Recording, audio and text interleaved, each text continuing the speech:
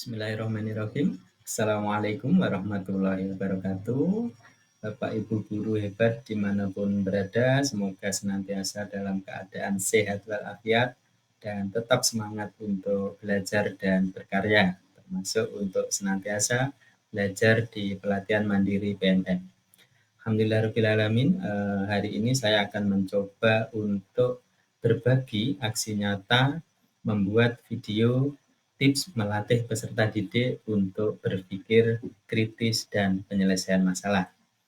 Aksi nyata ini saya buat setelah mempelajari satu topik di pelatihan mandiri PMM, yaitu topik Semangat Guru 2, Kompetensi Non-Teknis Kurikulum Merdeka, Kemitraan dengan HP Indonesia dan BNV Communication. Baik, langsung saja. Yang pertama, tujuan saya membuat video ini adalah untuk meningkatkan pemahaman guru, yaitu menggali dan memperdalam pemahaman saya sebagai guru kelas 6 di SD Plus Rahmat Kota Kediri terhadap strategi dan metode yang efektif untuk melatih siswa berpikir kritis dan kemampuan penyelesaian masalah di kelas. Melalui video ini saya bertujuan untuk memperoleh wawasan yang lebih baik tentang bagaimana mengintegrasikan konsep-konsep ini ke dalam kurikulum dan pembelajaran sehari-hari. Yang kedua, memberikan wawasan praktis untuk rekan-rekan sejawat dimanapun berada, yaitu menyediakan wawasan praktis dan solusi yang dapat diimplementasikan dengan mudah oleh rekan-rekan guru di lingkungan sekolahnya. Tujuan ini juga mencakup pembahasan 3 tip khusus yang mungkin nanti Bapak Ibu dapat mengadopsi ya, meng-ATM untuk diterapkan di sekolah masing-masing. Berikutnya yaitu untuk mendorong partisipasi aktif peserta didik, yaitu dengan membangun pemahaman dan kesadaran peserta didik terhadap pentingnya berpikir kritis dan keterampilan penyelesaian masalah. Saya berharap video ini dapat memotivasi siswa, terutama kelas 6 ya, untuk aktif terlibat dalam proses pembelajaran, mendorong pertanyaan-pertanyaan dan meningkatkan keterampilan berpikir kritis mereka. Dengan demikian, maka tujuan ini melibatkan tidak hanya guru, tetapi juga peserta didik sebagai pemangku kepentingan utama dalam pengembangan keterampilan ini.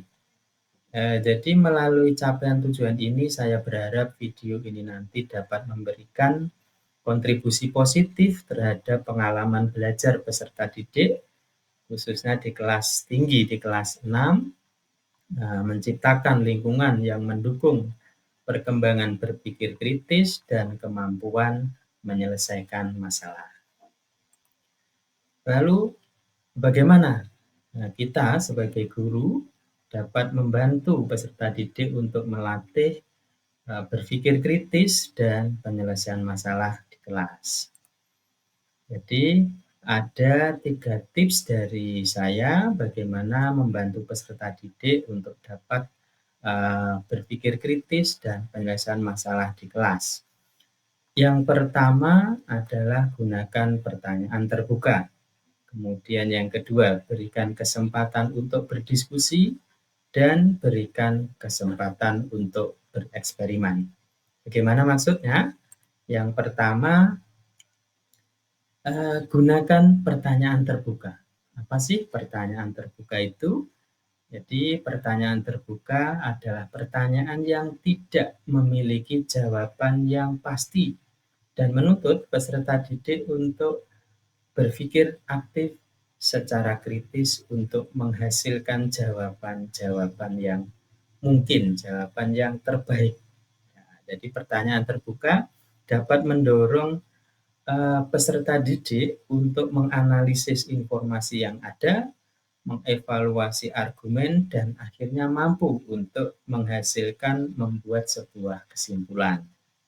Contohnya, pertanyaan terbuka itu bagaimana cara menyelesaikan masalah ini, ya.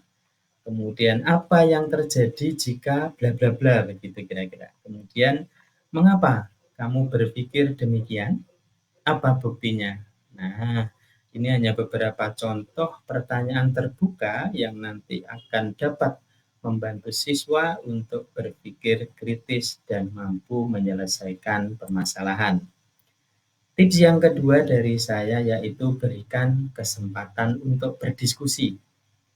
Ya, jadi dengan berdiskusi ini akan cukup efektif untuk melatih siswa bertukar pikiran dengan temannya yang memiliki kemampuan yang sama dan juga gaya bahasa yang sama yang mungkin justru akan lebih mudah dipahami. Ya. Tipsnya ada beberapa, yaitu berikan kesempatan yang sama kepada semua peserta didik untuk berpartisipasi aktif dalam kegiatan diskusi.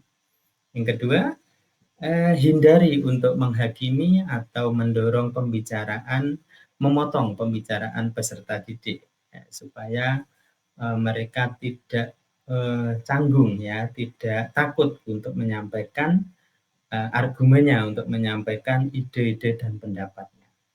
Kemudian fokus pada idenya, bukan pada anaknya atau orangnya. Kemudian berikan selalu umpan balik yang membangun, ya. Baik, yang ketiga, coba nanti Bapak Ibu berikan kesempatan untuk bereksperimen. Eksperimen dapat membantu peserta didik untuk memahami konsep-konsep yang sekiranya abstrak gitu ya, dan menerapkan keterampilan berpikir dan penyelesaian masalah secara nyata. Nah, tipsnya, berikan peserta didik pertanyaan atau tantangan yang dapat dipecahkan melalui sebuah eksperimen atau percobaan sederhana. Nah, seperti yang sudah saya lakukan di gambar itu, membelajarkan pemanasan global gitu ya. Jadi ada percobaan simulasi kecil sehingga di situ pemahaman siswa tentang pemanasan global itu akan lebih mantap ya, kira-kira begitu. Kemudian yang kedua, sediakan sumber daya yang diperlukan untuk eksperimen. Jadi sebisa mungkin Bapak Ibu bisa mencoba memfasilitasi meskipun hanya simpel gitu ya.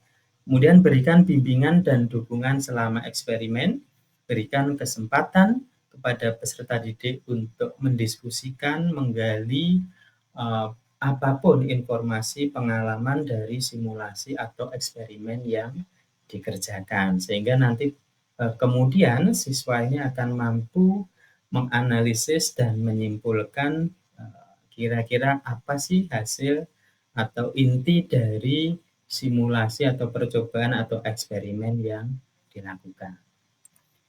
Dari ketiga tips yang saya sampaikan tadi, mungkin dapat saya simpulkan bahwa berpikir kritis dan penyelesaian masalah adalah keterampilan yang sangat penting untuk dimiliki oleh semua orang, termasuk anak-anak didik kita yang saat ini Masya Allah zamannya sangat luar biasa.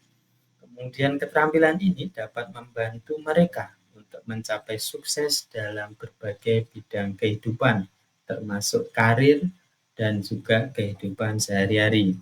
Dengan menerapkan tips-tips yang tadi saya sampaikan, maka Bapak Ibu guru dapat membantu peserta didik untuk dapat mengembangkan keterampilan berpikir kritis dan penyelesaian masalah yang mereka hadapi.